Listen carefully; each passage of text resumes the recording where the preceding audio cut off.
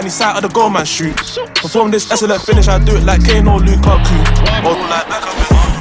Pass the girls that tiki-taka, that's why they call us MSA. I'm on the block like winner, back road leger, fully paper on my inner. I fly past my head, top 10 of the motors, I wash like Sammy Khedira. And I can still kick balls like Drogba, young and I've made big wins like Gossa. Too far gone, can't catch me, Costa. I'm off, pace, Costa. 3 of the best, he's made them pay, and that completes a wonderful hat-trick. Right, cool. So, last topic of the day is... So, was there more talent in the previous generation of footballers than this generation? Because you always hear people say, there's not as many ballers in this generation than there was the previous one. So what do you think, like, just yes or no? I think it's cap. I think it's nostalgia. That makes us think that. It's nostalgia makes us think that there was so much better, because if we really do look at it, a lot of ballers will be underrated because of they're still playing now. Like, you even see people, Chelsea fans now, it's a random point, but Chelsea fans like, we shouldn't have let Giroud go. Giroud was actually good for us. Stuff like that, but when he was there, you weren't saying that shit. Like you weren't doing that shit. Anyway, exactly. Arsenal fans are now the same as well. You know where some people think, we could have kept him. Like he was like Ozil. Oh my! They always said when he was at the club. No, let's just let me get to that. Until after their period. So I'll even go through a few, right? So we'll say like boys of the past, like Makalele. We'll now have Kante, who plays a similar role, who when he retires, he's going to go one of the Premier League greats, bro, when he goes out.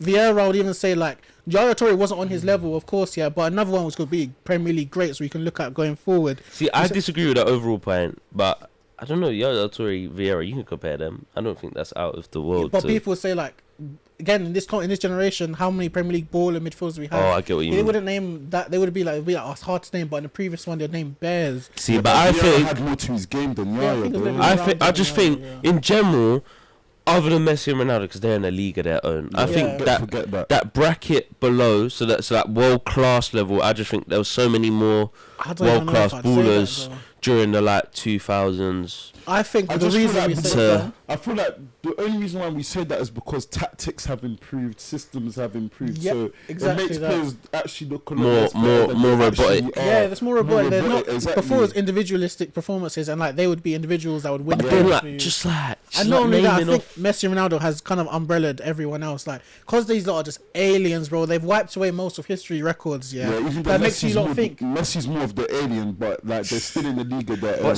It makes you think that you think Zidane? I don't think I can name a player this generation are similar, similar quality. The only people I've named Zidane R9 in R9, now. Ronaldinho. I think him and Neymar have similar careers where similar, very similar. Cool. So one out of the three you can say, but then even a player of like Del Piero's quality.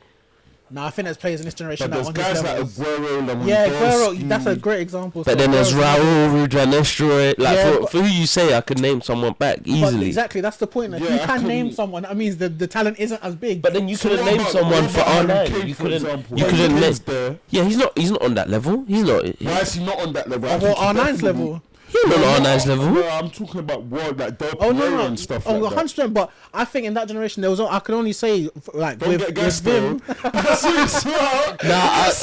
It's only because I was trying to argue against, but I don't want to argue against the Harry Kane. Like the only one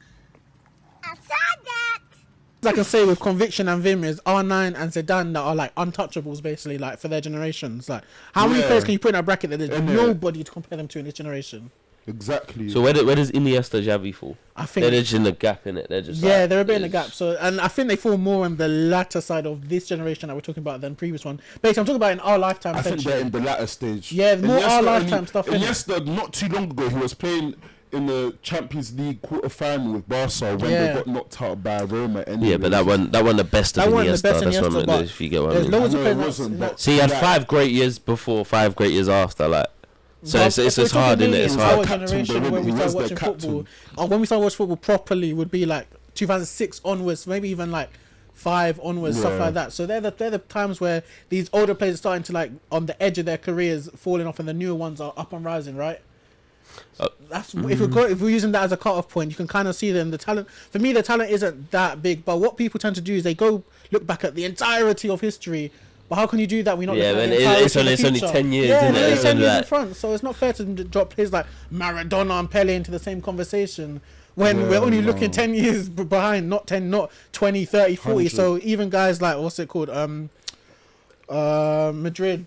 legends. Oh, Alfredo Di Stefano. And guys like that, right? You can't really be naming them either, bro. Like, Ruud Hoyt was a flipping manager during these times. Like, how can you be naming guys like that in these conversations? Like, even play people like Cruyff. Exactly, Cruyff. These guys, it's too far back you're going. So if you're going to go that far back, then we will eventually have the same talent going this far forwards. Like, far forward, it makes sense, bro. Like, that's like Mbappe, bro. Mbappe can finish levels above the likes of Ronaldo. Even Messi and Ronaldo's records, like goal scoring wise. Exactly. If you compare them at the ages, it's like fucking.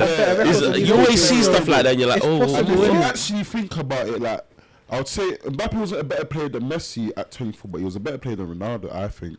Yeah. Ronaldo peaked a lot later, like not peaked a lot later, but he was best in his latter years, basically. His latter years, like 30, that's when Ronaldo actually was just moving like a monster. Why was he moving like that? Why was he moving like that in 30s? Like, even before that, his career was still mad, but I'm seeing like 30 and like, come on, man. Maybe people make this argument because in the Premier League, I guess this case is more true. Because maybe we had more ballers. Then again, I don't even think so. I think talent was spread between more Europe back then. Like, even guys like, didn't even have that many ballers. I think Premier League more now, you know. We have more ballers now than back then. 100%. Probably a little bit more talent spread. At its peak-ish. Yeah. For competitiveness, for a definitely. very long time. Because you think all the best players would go to Real Madrid, Barcelona. Now it's like Liverpool. Look, Diaz. I would have been Liverpool. Back then, there was a lot of like we had AC Milan, Inter Milan, and. But then no. But still, 06 and that. So I'm not finished. Cannavaro, Maldini, Thierry Henry, players like that. He's on the back end of his career. You can't really be using him in this. Maldini, he's on the back end of his career. Yeah, okay, cool. And Cannavaro, I think Thiago Silva fits in the same bracket as him. Thiago Silva just... Oh! I forgot Thiago Silva won a Ballon d'Or. Did he? No, he didn't. Yeah, my point. Cannavaro, Ballon d'Or winner. Yeah, cool. But again, this is the Messi Ronaldo era. They sweep up everything. There's no winning trophies. Okay. You take Messi Ronaldo out, and you take the next 10 players below Messi and Ronaldo. Does Thiago Silva win a Ballon d'Or? No, not for me, bro. But Cannavaro shouldn't even have won it anyways. Come on, you don't even know who was he against in 2006 one. There's just attackers that could have won. You're embarrassing yourself. See, alright, and not even that. Gerrard, Lampard, players like that. There's still not even a mention yet. Exactly. So that's what I mean. They fit into that bracket.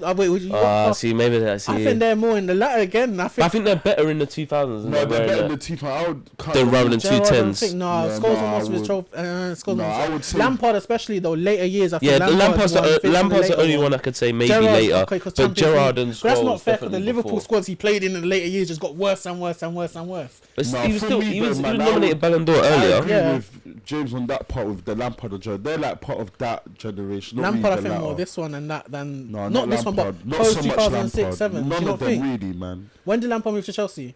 2004, 2003, I think. See, then that means he falls more in the latter than the former.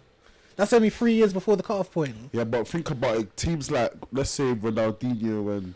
Because we're counting Ronaldinho as the the before. Yeah, he definitely does fit in the talking about R9 beforehand. They just won the World Cup like the year before, innit?